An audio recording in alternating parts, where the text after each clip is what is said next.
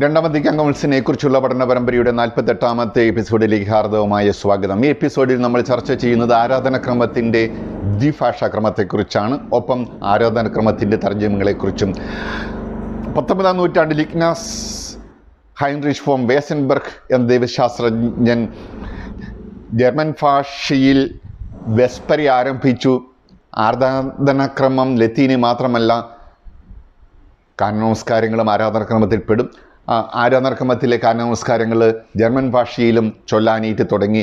ആ തർജിമ ആരാധനാക്രമ നവീകരണ പ്രസ്ഥാനത്തിന് വലിയ തുടക്കമായിരുന്നു. പിന്നീട് ആരാധനാക്രമത്തിൻ്റെ ദ്വിഭാഷാക്രമം ആരംഭിച്ചു. അതായത് ലത്തീനിലുള്ള ആരാധനാക്രമത്തിൻ്റെ അച്ചടിയിൽ ഒരു വശത്ത് ലത്തീൻ ഭാഷയിലും മറ്റൊരു വശത്ത് ജർമ്മൻ ഭാഷയിലും അച്ചടിച്ചുകൊണ്ട് ആരാധനാക്രമം അനുഷ്ഠിക്കുന്ന വേളയിൽ ലത്തീൻ അറിയത്തില്ലാത്ത സാധാരണ വിശ്വാസികൾക്ക് താല്പര്യമുണ്ടെങ്കിൽ ജർമ്മൻ ഭാഷ വായിച്ച് നോക്കിക്കൊണ്ട് എന്താണ് അവിടെ അനുഷ്ഠിക്കുന്നത്, എന്താണ് വൈദികൻ പ്രാർത്ഥിക്കുന്നതെന്ന് അറിയാനുള്ള, അപ്പോഴും ഇവരൊക്കെ കൊന്തയെല്ലുകയും നൊവേന അനുഷ്ഠിക്കുകയൊക്കെ ആയിരുന്നു. എങ്കിലും താല്പര്യമുള്ളവർക്ക് അറിയാനുള്ള അവസരം ഉണ്ടായിരുന്നു. അധികം പേരൊന്നും ഉപയോഗിച്ചില്ല. എന്നാൽ ചില ആശ്രമങ്ങളിലൊക്കെ, പ്രത്യേകിച്ച് ഫ്രാൻസിലെ ഗുരങ്ങർ, ജർമ്മനിയിലെ ബോയറൻ, മരിയ ലാഹ് എന്ന് പറയുന്ന ആശ്രമങ്ങളിലൊക്കെ ജർമ്മനിലാണ് ആരംഭിച്ചത്. ഫ്രാൻസിലും അത് തുടർന്നു. അങ്ങനെ ആശ്രമങ്ങളൊക്കെയാണ് തുടങ്ങിയത്.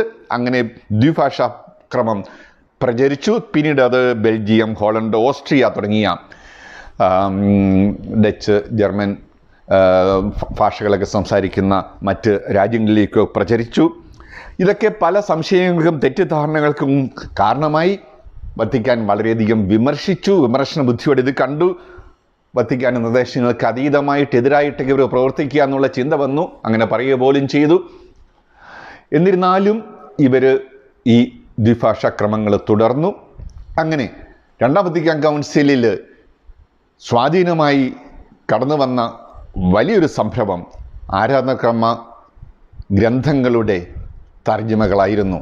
അതുവഴിയാണ് ആരാധനാക്രമം ലത്തീനിൽ പുരോഹിതൻ അർപ്പിക്കുക മാത്രമല്ല, അതിനപ്പുറത്ത് ചില ഭാവങ്ങൾ, രൂപങ്ങൾ കൊടുക്കാനായിട്ട് സാധിക്കുമെന്ന ചിന്ത ദൈവശാസ്ത്രജ്ഞരുടെ, മെത്രാന്മാരുടെ, വൈദികരുടെ, മാർപ്പാപ്പയുടെ പോലും മനസ്സിൽ ഉതിർന്നു വന്നത്. അത് ജനങ്ങൾ ഏറ്റുപിടിച്ചു. അങ്ങനെ ആരാധനാക്രമ നവീകരണത്തിന് നല്ലൊരു തുടക്കമുണ്ടായി.